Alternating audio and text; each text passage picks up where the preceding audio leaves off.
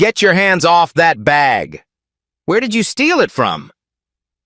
Victoria Ashford's voice sliced through the first-class cabin.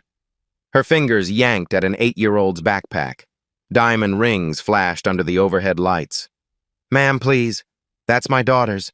Her grandmother gave it to her." The black woman's voice stayed soft, calm. She didn't stand up yet. Victoria laughed, sharp and cold. "Your daughter? In first class? Let me guess. Welfare paid for these seats, or some charity handout?" She sprayed perfume toward the children. 3 quick bursts. The twins shrank into their seats. "Someone called security. These people clearly don't belong here. My husband is on the airline's advisory board. I know what standards look like." Other passengers turned to stare. The cabin went silent except for the engine's hum. What happened next didn't just ground one racist woman. It grounded an entire plane. 2 hours earlier, dawn light filled a hotel suite in downtown Atlanta. Simone Taylor zipped up her daughter's pink suitcase. The fabric made a smooth, grinding sound. Her son sprawled on the carpet, trying to fit one more toy car into his backpack. "Elijah, baby, you already have 6 cars in there." "But Grandma needs to see the red one. It's her favorite." Simone smiled and tucked the car into a side pocket. These were her babies. 8 years old. Spring break trip to see their grandmother in Los Angeles. Amara bounced on the bed. Her braids clicked with colorful beads. "Mom, will we get snacks on the plane?" "Yes, sweetie. Warm cookies. Maybe juice." Simone's phone buzzed. Her assistant. The text read, "FAA Regional Safety Summit agenda attached. Meeting at 2 p.m. tomorrow." She silenced it. Today wasn't about work. Today was about being a mom. At the airport, the check-in counter gleamed under fluorescent lights. The agent recognized her immediately. "Dr. Taylor, good morning. I've upgraded your family to first class. Corporate account." Simone hesitated. "That's kind, but the twins have never experienced it. I want them to stay grounded." "Ma'am, it's a long flight. You deserve the comfort. So do they." She nodded. "Okay. Thank you, Jonathan." Other airline staff greeted her as they walked. A supervisor waved. A pilot nodded respectfully. The twins didn't notice. They were too busy staring at the departure board. Simone kept her FAA identification tucked deep in her bag. She wore simple jeans, a cream sweater, and comfortable flats. Her watch was expensive but understated. Most people wouldn't look twice. That's how she preferred it. At the gate, Elijah pressed his face against the window. "Mom, that plane is huge." "That's ours, baby." Boarding started. The first-class cabin smelled like leather and fresh coffee. Soft classical music played through hidden speakers. The seats were wide, cream-colored thrones. Amara gasped. "Mom, is this really ours?" "Yes, sweetie. Sit down gently. Be respectful." The twins settled into 2A and 2B. Simone took 2C across the aisle. The flight attendant, Jessica, brought warm towels. "Welcome aboard. Can I get you anything?" "We're fine, thank you." Simone pulled out her tablet. An email appeared. "Emergency flight grounding protocols. Review required." She scanned it quickly.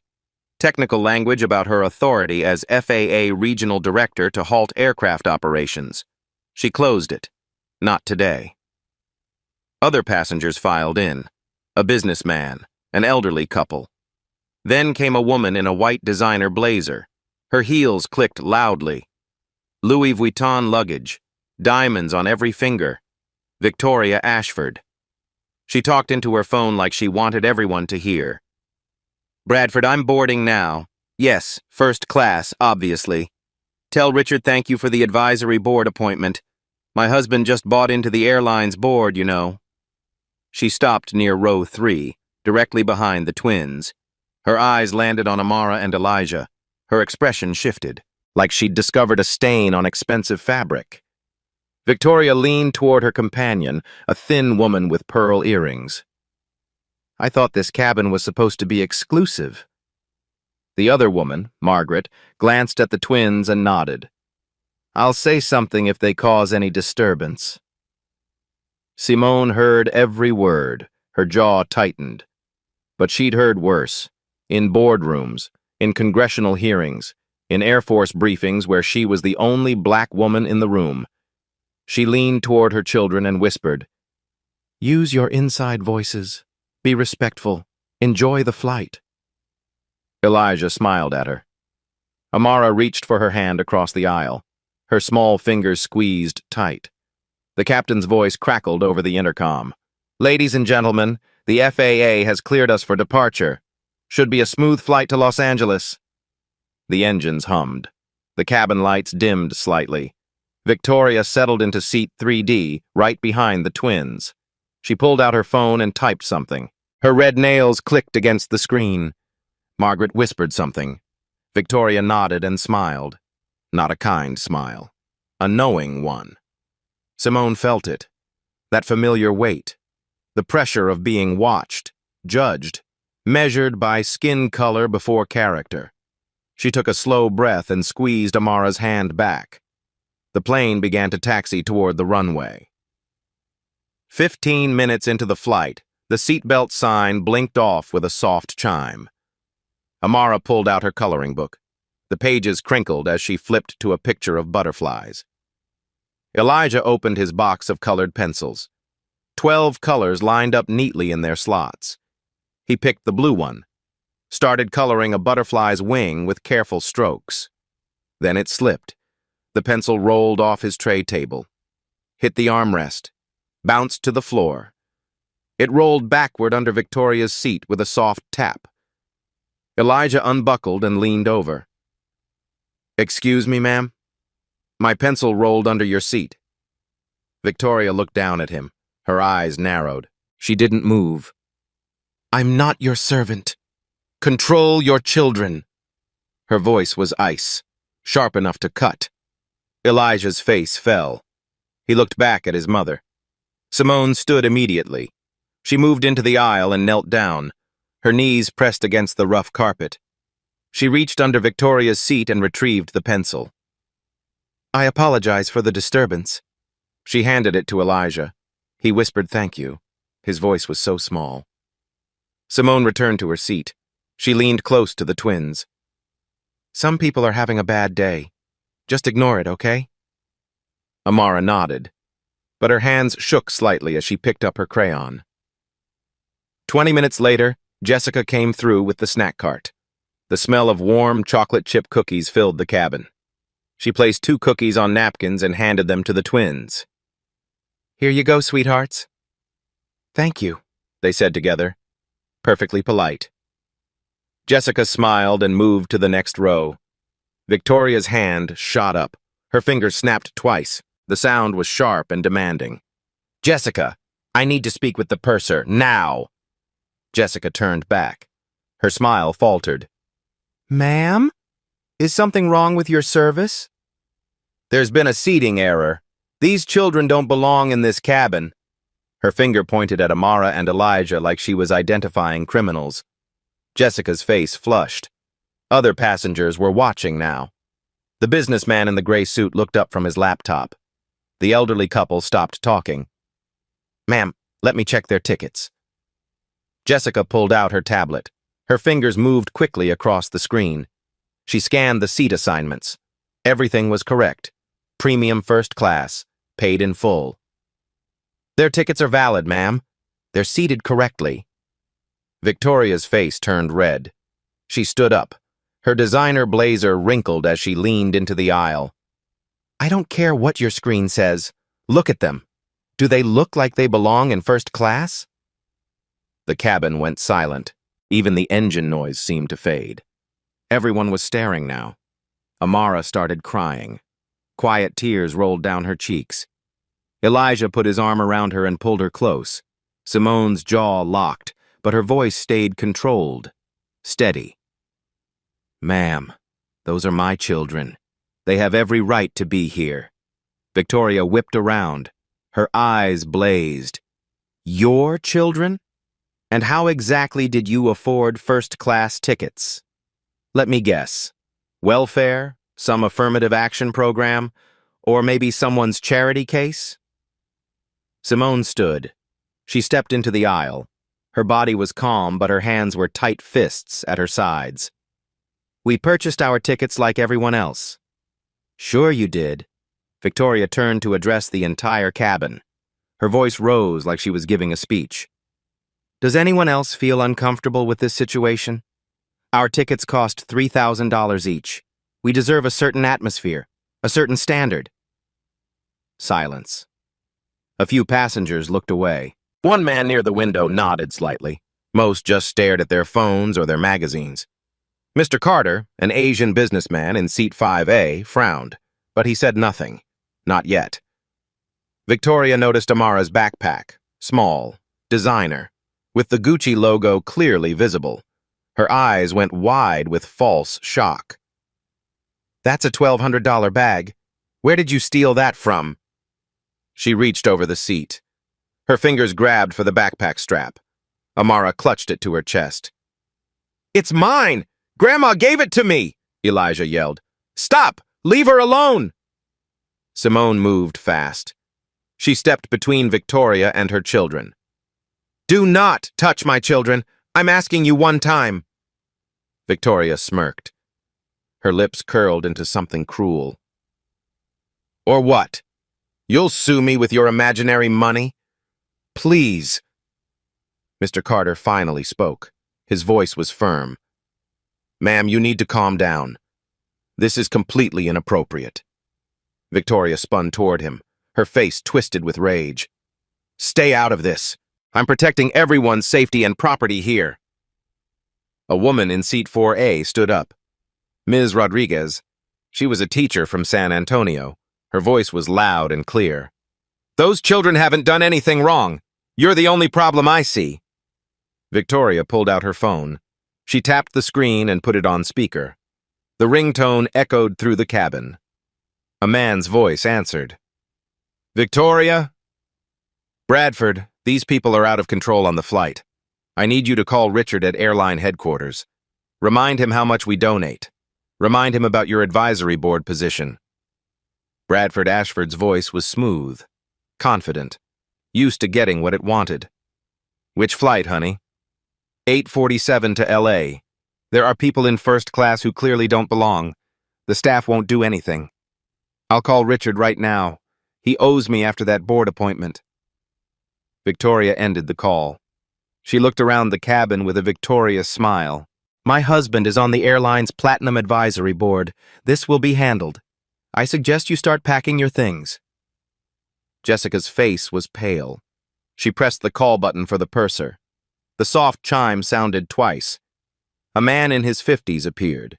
His uniform was crisp. His name tag read Robert. He'd been flying for 30 years. He'd seen everything. What seems to be the issue? Victoria launched into her story. She spoke fast. Her hands waved dramatically.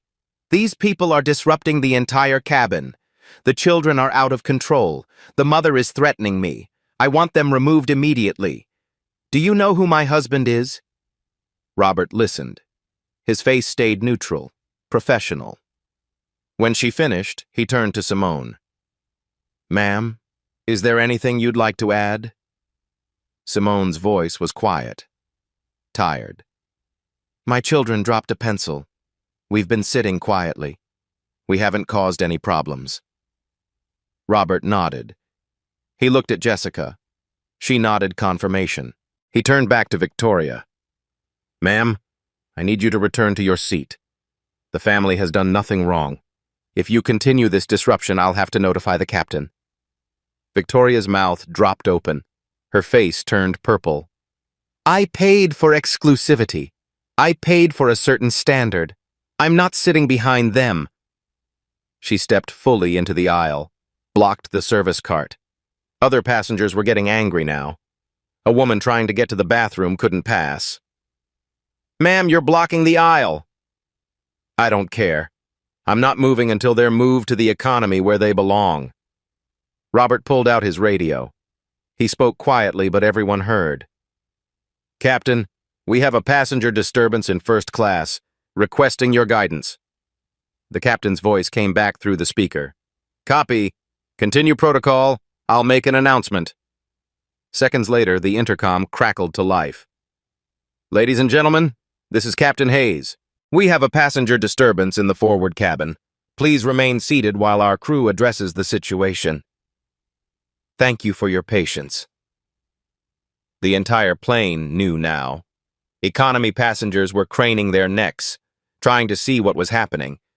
Victoria stood her ground, her arms crossed, her face set in stubborn rage. Simone looked at her crying daughter, at her son's frightened eyes. She made a decision. We'll move seats. I don't want my children traumatized any further. Robert shook his head. His voice was firm. Dr. Taylor, you don't have to move anywhere. You've done absolutely nothing wrong. Victoria caught the name. Her eyebrows shot up. She laughed, mean and mocking. Doctor? Yeah, right. Doctor of what? Basket weaving? Some affirmative action doctorate? Simone's hands clenched, but she said nothing. Victoria pulled out her phone again. She aimed it at the twins, started recording video. I'm documenting this for my lawyer. Evidence of how this airline allows their standards to plummet. Let just anyone into first class. She moved closer. The phone was inches from Amara's tear-stained face. Look at this. This is what $3,000 gets you now. Children who don't even know how to behave. Multiple passengers started yelling. Put that phone away! You can't film children without permission. Someone stop her! But Victoria kept filming. She panned to Elijah, to Simone, to their tickets on the seat. Everyone will see this. Everyone will know what this airline has become. The cabin was chaos now, voices overlapping, anger rising like heat. And Victoria Ashford stood in the center of it all, smiling. Captain Hayes's voice filled the cabin again, firm this time. No politeness left. This is your captain. We are experiencing a serious disturbance. All passengers must remain seated. Crew, proceed with safety protocols. Victoria lowered her phone, but she didn't sit down. She stood in the aisle like she owned it. Robert's radio crackled. He listened, then nodded. Ma'am, final warning. Return to your seat, or we will divert this aircraft. Victoria laughed, high and sharp. You're going to divert a plane because of me? Do you have any idea what that will cost the airline? My husband will have your job. She turned back to Simone. Her voice dripped with poison. This is your fault, you and your children. You brought this on yourselves. Mr. Carter stood up from his seat. His voice cut through the noise. Lady, sit down. You're the only problem here. Victoria whipped toward him. Her eyes blazed. Oh, of course you'd take their side. You people always stick together. Gasps rippled through the cabin. Mr. Carter's face went hard. Excuse me? You heard me. Ms. Rodriguez stood up too. Her hands were shaking with anger. I've been watching this whole time. Those children have been perfect. You're the one acting like a child. A racist child. Victoria's face twisted. How dare you call me racist? I have black friends. I donate to charity. I'm just protecting standards, something you people wouldn't understand. More passengers stood. The energy in the cabin shifted. It wasn't just Simone anymore. It was everyone against Victoria. But she didn't care. She was too far gone now, too deep in her rage. Margaret, Victoria's friend, tried to pull her arm. Victoria, maybe we should just sit. No, I'm not backing down. These people need to learn their place. Simone tried one more time. Her voice was barely a whisper. Ma'am, please. My children are scared. Just let us be. Victoria's eyes locked on her. cold and cruel. Scared. They should be scared. Coming into places they don't belong, pretending to be something they're not. She stepped closer to Simone, too close, invading her space. What are you really? Some secretary? Nurse? Let me guess. You cleaned houses and saved up for years for these tickets, and now you think you're special. Simone stood perfectly still. Every muscle in her body was tight, but her voice stayed level. I asked you nicely. Multiple times. Step back. Or what? Victoria shoved Simone's shoulder. Hard. Simone stumbled back, caught herself on the armrest. Her knuckles went white, gripping the leather. The cabin exploded. She assaulted her! Did everyone see that? Someone record this! Robert grabbed his radio. Captain, we have physical assault. Request immediate return to Atlanta. Roger that. Diverting now. The plane banked left. The turn was sharp enough that people grabbed their armrests. Overhead bins rattled. The captain's voice came back on. Ladies and gentlemen, we are returning to Atlanta due to a serious onboard security incident. Please remain calm. We will land in approximately 25 minutes. Groans filled the cabin. From first class and economy, 80 people. All their plans were disrupted. But Victoria wasn't done. She looked at Amara, still crying, still clutching her backpack. And Victoria smiled. She picked up her glass of red wine from her seat. Full. She'd barely touched it.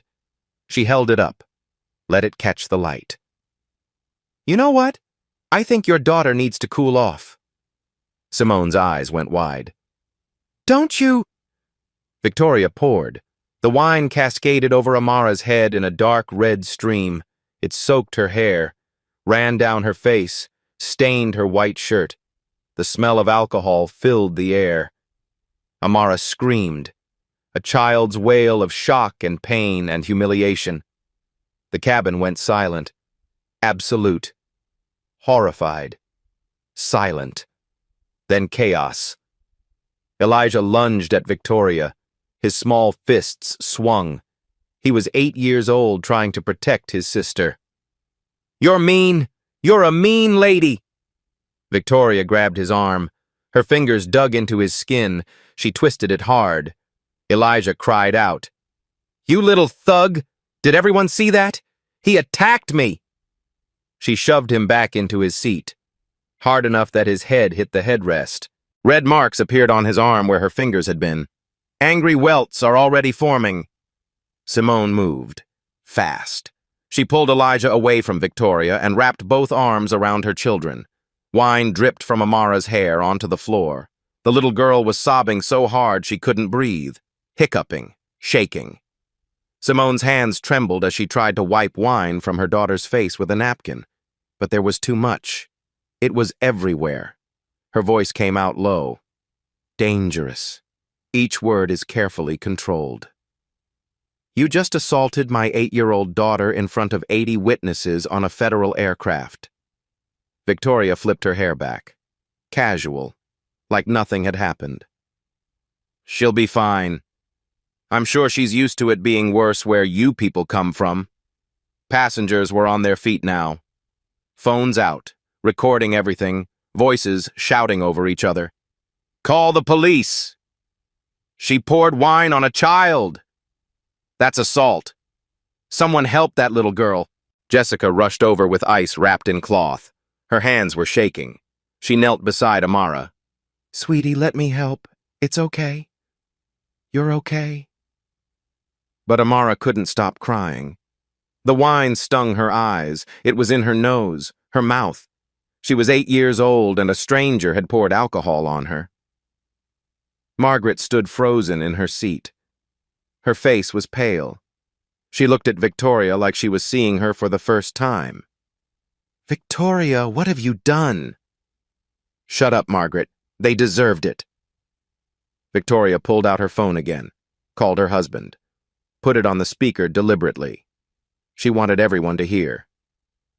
Bradford, these people have attacked me. I need you to call our lawyer, right now, and call Richard. I want this woman's name. I'm going to sue her into oblivion. I'm going to take everything she has. Bradford's voice came through, confident, entitled. Already on it. I'm calling Richard now. Nobody messes with my wife. That family's life is over. Victoria looked at Simone. Her smile was pure cruelty. You have no idea who you're dealing with. My husband owns half of Atlanta. Your little flight is over. But so is your pathetic life. We will destroy you. She turned to the cabin, playing to an audience. I'm pressing charges against this woman and her delinquent children. Assault, threatening behavior, theft of the bag. I'll make sure those children end up in foster care where someone can teach them their place. Robert was on his radio. His voice was clipped, professional. But his face showed his disgust. Ground security, we need police to meet the aircraft. Child assault confirmed. Multiple witnesses. Aggressor refusing to comply. The plane started descending. The pressure changed. Ears popped. Simone wrapped Amara in her jacket. The wine-soaked shirt stuck to the little girl's skin. She smelled like alcohol, like a bar. She was 8 years old. Simone tried to clean Elijah's arm. The red marks were turning purple, bruises forming in the shape of adult fingers. Her daughter was sobbing. Her son was shaking. And Victoria Ashford was still standing in the aisle, still smiling. Simone looked up, met Victoria's eyes directly. Her voice was quiet, barely audible over the engine noise. But every word was steel. Ma'am, you are absolutely right about one thing. Victoria raised an eyebrow. What's that? You have no idea who you're dealing with. Victoria laughed, threw her head back. Oh, are you going to threaten me now? Go ahead.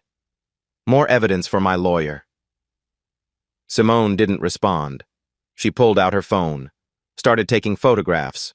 Victoria with a wine glass still in her hand. Amara's wine-soaked face and shirt, Elijah's bruised arm, Margaret's horrified expression. She photographed Victoria's luggage tag in the overhead bin, got her full name, her address. How dare you photograph me without permission? That's illegal! Simone's voice was ice. Same law that applied when you filmed my children without permission. Federal aircraft. Everything's legal evidence now. She took one more photo. Victoria's face, red with rage, twisted with hate. Then Simone sat down, pulled her children close, wrapped them in her arms. The plane descended through clouds. Atlanta appeared below. The runway stretched out like a gray ribbon. Victoria was still standing, still yelling, still demanding apologies, still threatening lawsuits. But something had shifted in the cabin. The other passengers weren't looking at Simone's family anymore. They were looking at Victoria. And their faces showed exactly what they thought of her. The wheels touched down with a screech of rubber on concrete. 25 minutes early, because of her. The plane stopped on the tarmac, not at the gate, isolated. Red and blue lights flashed outside the windows. The cabin door opened with a hydraulic hiss. 2 airport police officers climbed the stairs. Officer Williams, a black woman in her 30s. Officer Park, an Asian man in his 40s. Victoria rushed toward them. Her heels clicked. Officers, thank God. That woman and her children terrorized the first class. I want them arrested. Now. She shoved her phone at Officer Williams. Video evidence. The boy attacked me. I filmed everything. Officer Williams watched the video. Her face stayed neutral. Victoria kept talking. I'm the victim. She threatened me. Her children are violent. I want full charges. Assault, theft, everything. Officer Park pulled out a notebook. Ma'am, we need statements from everyone. Step back. Step back. I was attacked. Do you know who my husband is? Robert approached the officers quietly, showed them his tablet, the passenger manifest. Officer Williams' eyes widened. She looked at Simone. Her posture changed. Formal, respectful. Dr. Taylor? Dr. Simone Taylor? Simone nodded quietly. Yes, officer. Victoria's face twisted. What does it matter what fake degree she has? Officer Park's voice cut sharp. Ma'am, do you know who this woman is?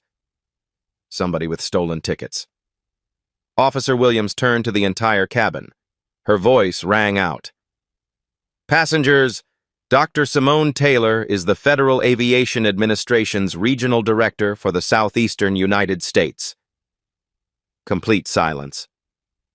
She oversees airline safety, operations, and security for 6 states, including Georgia. Victoria's face was drained of color. Dr. Taylor is a former U.S. Air Force pilot, 15-year service, aerospace engineer from MIT. Last year, she received the Presidential Safety Award. Phones came out. Passengers Googled frantically. Mr. Carter gasped. She testified before Congress. Look. He held up his phone. Photos of Simone at congressional hearings, in an Air Force uniform by a fighter jet, shaking hands with the president. Ms. Rodriguez found more. Aviation Weekly. She's featured dozens of times. Margaret tried to leave. Officer Park blocked her. Nobody leaves until we finish. Captain Hayes emerged from the cockpit, 4 stripes on his shoulders. He walked to Simone and saluted. Sharp. Military. Dr. Taylor, I apologize profoundly. Had I known... You followed protocol, Captain. Thank you. Victoria's mouth opened. No sound came. Robert showed his tablet around. News articles, awards, White House ceremonies. Victoria finally spoke. Her voice was tiny. That's impossible. She can't be... Simone stood, still holding wine-soaked Amara. Elijah pressed to her side. She looked at Captain Hayes. Her voice changed, commanding. Captain, I need you to keep this aircraft on the ground. Yes, ma'am, we're all ready. Not just in Atlanta. I'm issuing a Level 3 safety hold, effective immediately. Gasps filled the cabin. Victoria choked. You can't... Simone's eyes locked on her. Ice cold. Under Title 49 U.S.C., Section 46504. When an assault occurs on a federal aircraft involving minors, the regional director has authority to ground that aircraft pending security review. Captain Hayes straightened. Understood. Duration? Until I interview every passenger, review all security footage, and personally determine this cabin is safe for children. She paused. All 80 passengers will deplane. New arrangements will be made. This aircraft doesn't move until I authorize it. The captain nodded, picked up the intercom. Ladies and gentlemen, by order of the FAA Regional Director, this aircraft is officially grounded. You will deplane and be reaccommodated. This is not optional. The cabin exploded. What? My connecting flight. I have a meeting. My daughter's recital. But their anger turned toward Victoria. Mr. Carter stood. His voice shook with rage. She did this. That racist woman made us all miss connections. Ms. Rodriguez was crying. My daughter's dance recital. Because of her. An economy passenger shouted from behind the curtain. Job interview in 2 hours. Mother's surgery? Wedding rehearsal. Victoria backed against her seat, face white, hands trembling. I didn't mean. This isn't my fault. She's overreacting. Simone's voice cut through like a blade. You assaulted my 8-year-old daughter with wine. You grabbed my son hard enough to bruise him. You used racial slurs. You created an unsafe environment. On a federal aircraft. My jurisdiction. Victoria's voice cracked. My husband. The advisory board. Simone tilted her head slightly. I chair the committee that appointed him. Past tense. I'm recommending his immediate removal. Conflict of interest. Ethical failure. Passengers passed phones around. More articles. More photos. Simone in cockpits. At international conferences. Receiving awards. The evidence was everywhere. Victoria's legs gave out. She collapsed into her seat. Margaret whispered, "Victoria, what have you done?" Simone turned to Officer Williams. Her voice was quiet but absolute. "Ma'am, in 15 years with the FAA, I've grounded 47 aircraft. Mechanical failures, security threats, safety violations." She looked directly at Victoria. "This is my first time grounding a plane because of pure human cruelty." Victoria tried to speak. Simone held up one hand. "You didn't just attack my children. You attacked the idea that black families belong anywhere. You're going to learn that racism has a cost, and that cost is about to become very expensive." She turned to the officers. "She's all yours." To Captain Hayes, "I need all cabin security footage sent to my office within the hour." "Yes, ma'am. Already processing." Simone picked up Amara, took Elijah's hand, walked toward the aircraft door, past Victoria, didn't look back. Victoria collapsed forward, sobbing. Officer Williams pulled out handcuffs. The metal clicked as they opened. Officer Williams stepped behind Victoria. The handcuffs gleamed under cabin lights. "Victoria Ashford, you're under arrest for assault on a minor, child endangerment, and interfering with flight crew operations." Metal clicked around her wrists. Cold. Final. "You have the right to remain silent," Victoria screamed. "My lawyer will destroy you." Officer Park took Margaret's arm. "You're under arrest as an accessory and false testimony." "I just agreed with her." "That's a conspiracy, ma'am." Both women were escorted down mobile stairs. Passengers pressed against windows. Filming. Victoria stumbled in designer heels. Camera flashes from news crews on the tarmac. The footage would be everywhere in minutes. Bradford Ashford rushed to the security checkpoint. Expensive suit, red face. "I'm Bradford Ashford. My wife was arrested. This is outrageous." The security director showed him a tablet. Footage from the plane.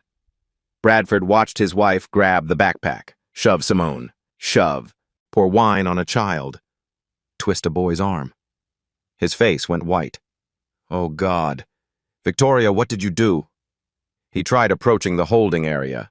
Denied. He called the airline CEO. Voicemail. His phone rang. Business partners. Board members. "Bradford, is that your wife on the news?" He checked social media. Hands shaking. Victoria trending. #2 nationally. Hashtags everywhere. First-class racism. Victoria Ashford. Justice for the Taylor twins. Cell phone videos are already viral. 15 million views. 20 million. 30 million. Comments flooded in. Thousands per second. "Throw away the key. She poured wine on a child. Disgusting racist." Bradford sat hard on a bench, head in hands. Simone and her twins were in a private airline lounge. Quiet. Safe. A doctor examined Amara, checked her eyes, documented the wine stains, took photos. Another doctor looked at Elijah's arm. Bruises dark purple, finger-shaped. "These will heal in 2 weeks. I'm documenting everything." Jessica brought fresh clothes, cookies the twins didn't touch, juice boxes unopened. Amara was still crying, softer now, but shaking. Simone's phone rang. Airline CEO. Speaker on. "Dr. Taylor, I'm profoundly sorry. This should never have happened." Legal team on the line, too. "Full refund, lifetime platinum status, compensation of $100,000. Simone's voice was flat. "I don't want your money. Donate it to NAACP Legal Defense Fund and Black Pilots of America." "Yes, ma'am. Immediately." Mandatory anti-bias training for every employee. Flight attendants, pilots, ground crew, everyone. We'll implement it. Zero tolerance policy for discrimination, real consequences. You have my word. She hung up. Within 2 hours, the airline issued a public statement.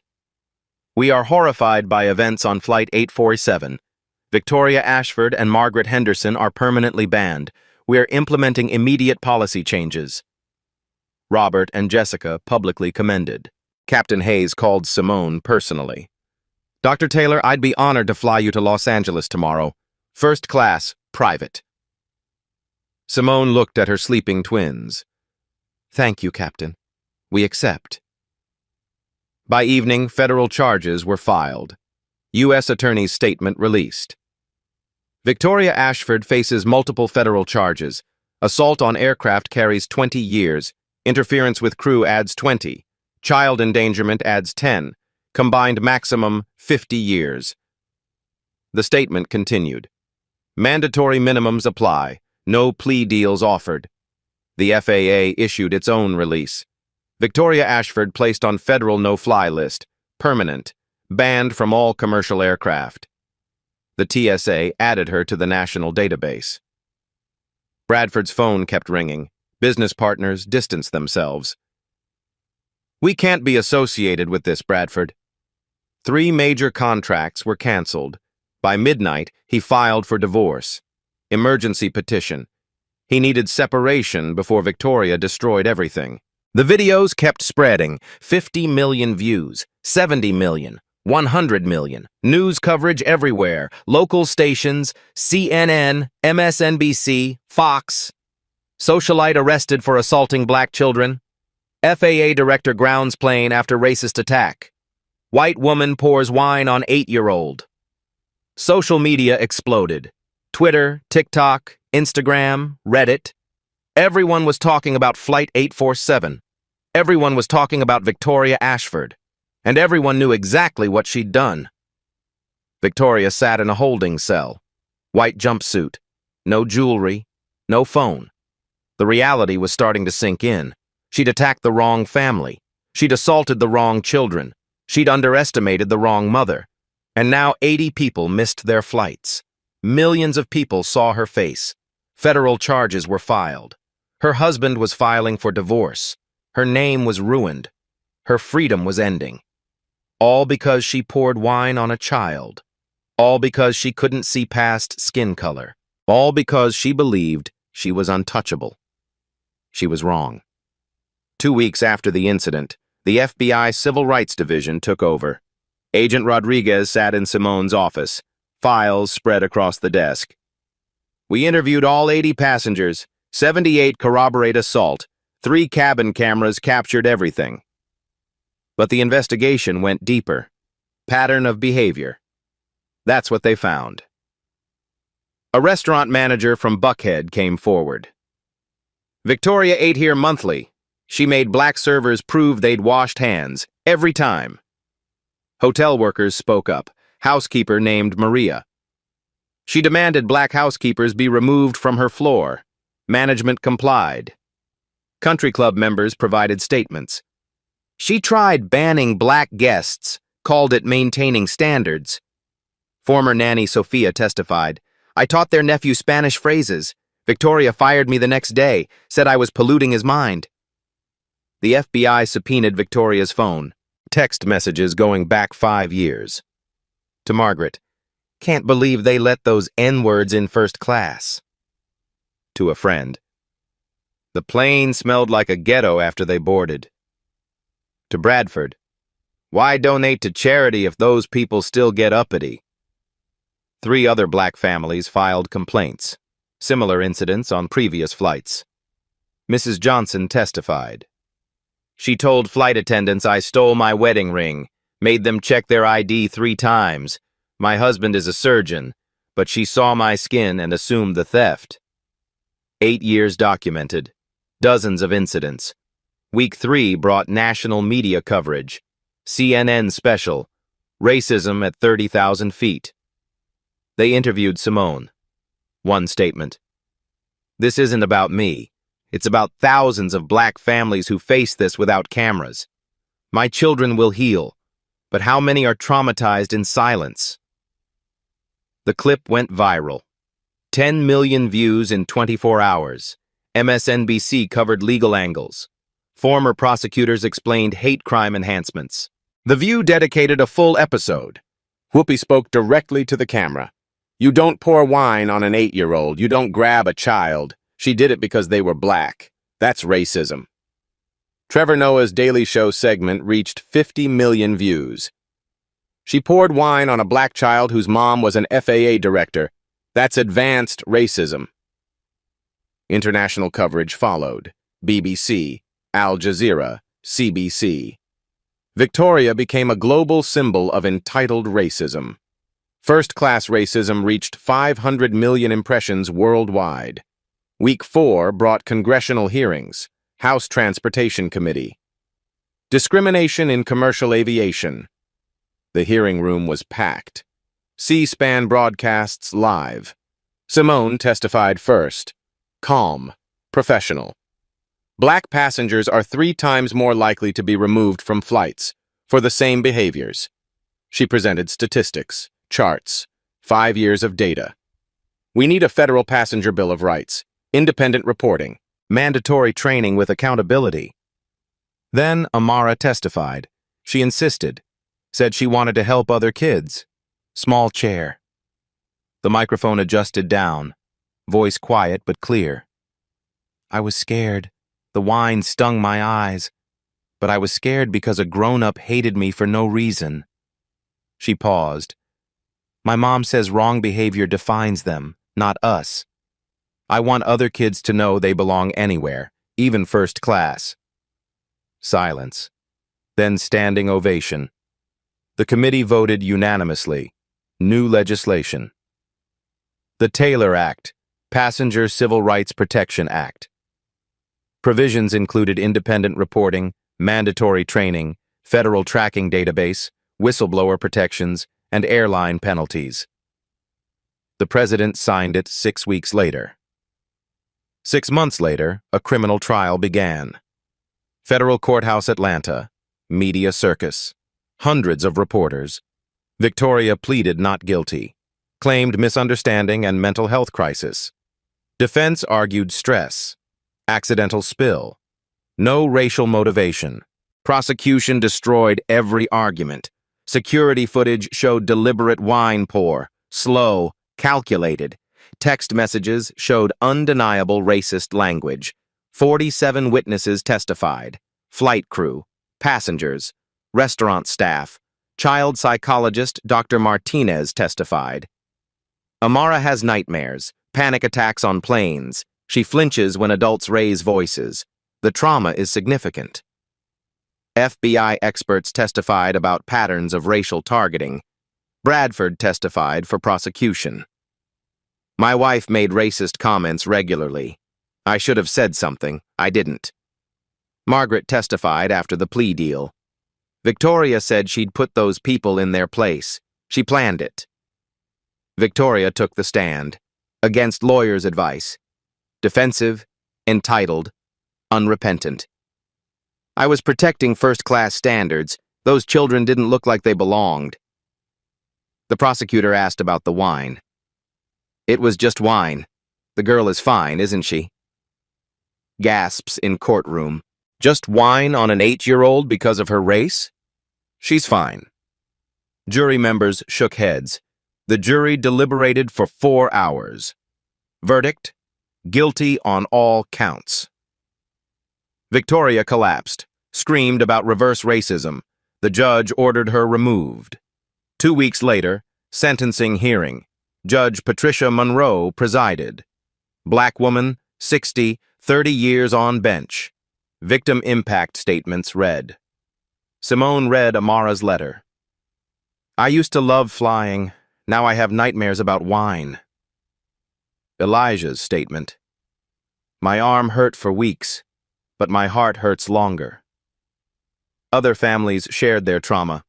Defense pleaded leniency. First-time offender, charitable donations. Prosecution recommended maximum sentence. Judge Monroe spoke. Every word is measured. Mrs. Ashford, you weaponized privilege against innocent children. You assaulted an 8-year-old because of skin color. You showed no remorse even after conviction.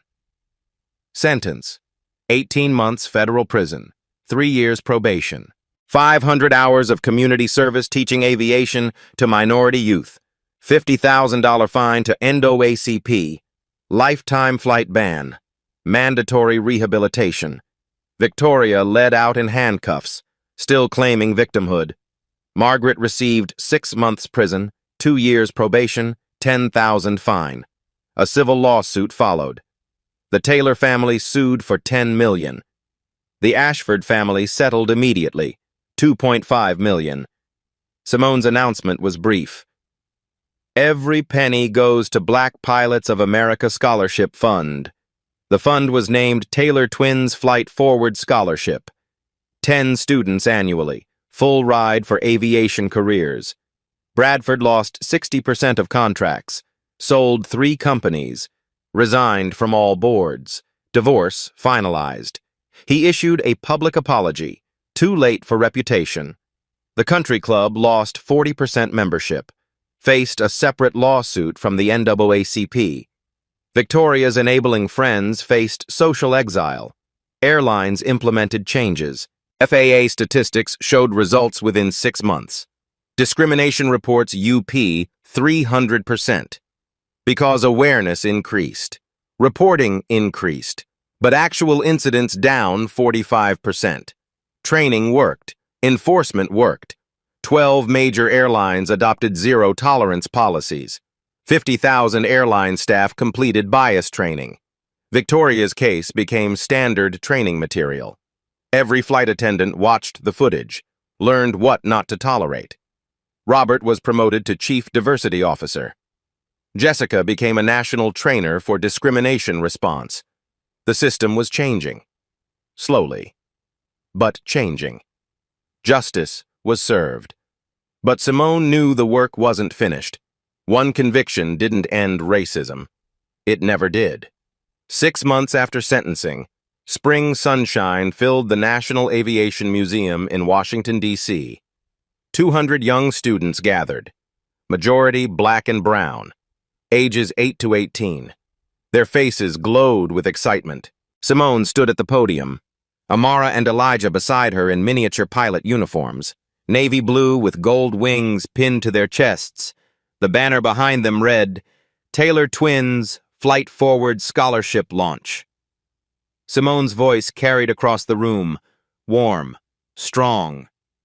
6 months ago, my children learned a painful lesson at 30,000 feet. Today, they're teaching a powerful one at ground level. Dreams don't discriminate. Racism does. And we're here to destroy that barrier. Applause filled the space. She continued. This scholarship provides full rides for 10 students annually, pilot training, aerospace engineering, air traffic control, whatever aviation career you dream of. Amara stepped to the microphone. No fear now. Confident. That lady tried to make us small, but Mom showed us we're already big enough to change the world. More applause. Some parents wiped tears. Elijah spoke next. Ms. Bessie Coleman didn't let racism stop her from flying. Neither will we. Neither should you. The first scholarship recipients were announced. 10 students. 10 futures unlocked. They toured the museum afterward, Amara and Elijah pointing out exhibits. Black aviation pioneers, Tuskegee Airmen, Bessie Coleman, modern astronauts. One girl, 12 years old, stopped at a fighter jet display. I want to fly that someday. Amara smiled. You will. Meanwhile, federal women's prison in North Carolina held a different reality. Victoria sat in a classroom. Prison uniform, no jewelry, no makeup, hair pulled back plain. She taught GED classes, court-mandated community service equivalent.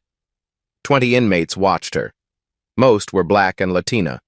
One woman raised her hand, direct, unafraid.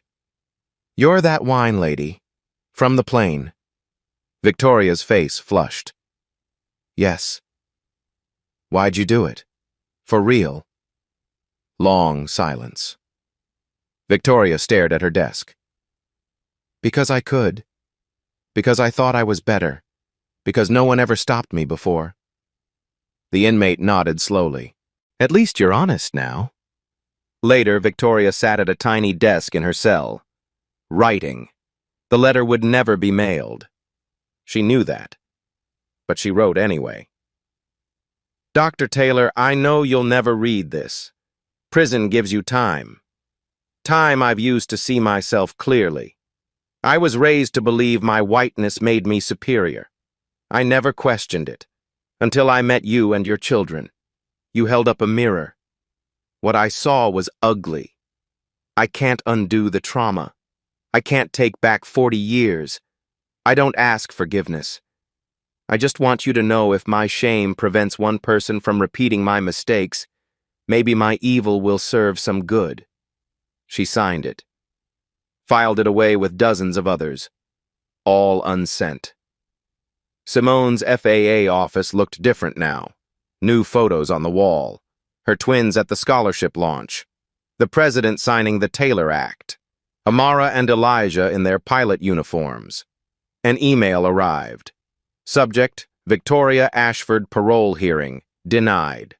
Reason, behavioral issues, lack of genuine remorse. Simone closed the laptop, felt nothing. Her assistant knocked. Dr. Taylor, Victoria Ashford sent another letter.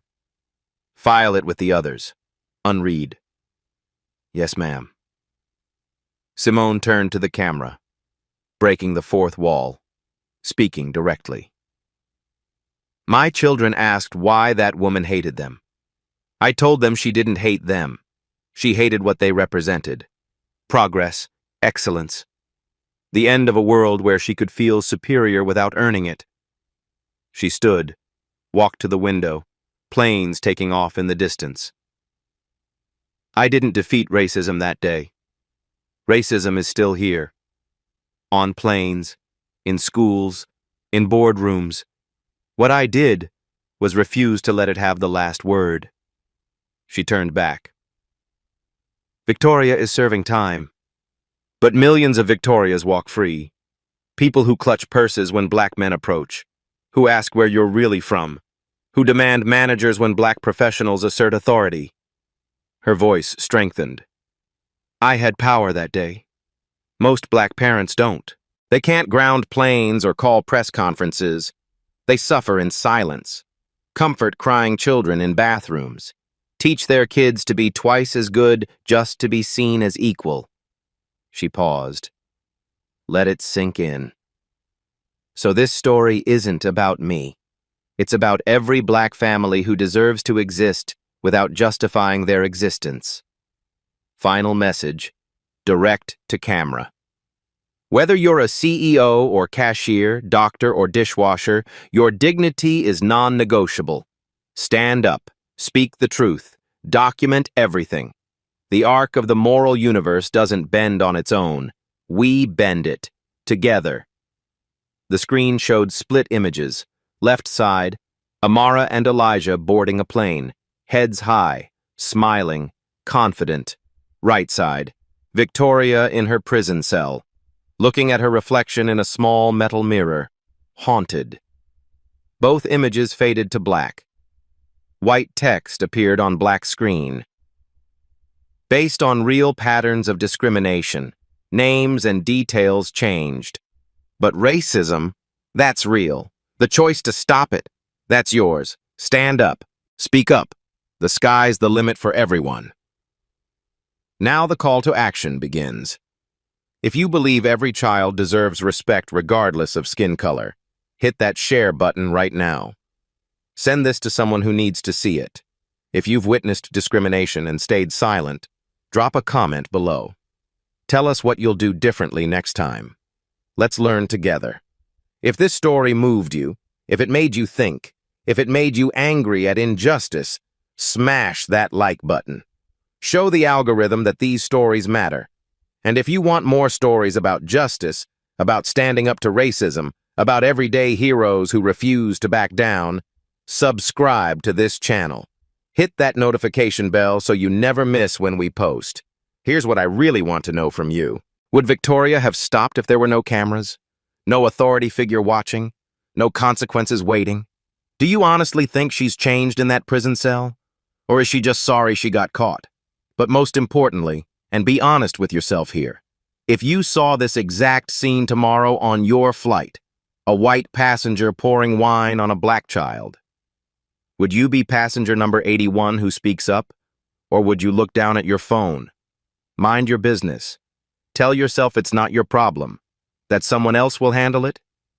Answer honestly in the comments, because that answer, your answer, decides what world our children inherit. Victoria had 80 witnesses on that plane. Only 12 spoke up immediately to defend those children. 68 people stayed silent. Which number will you be? Drop your answer in the comments. Share this video.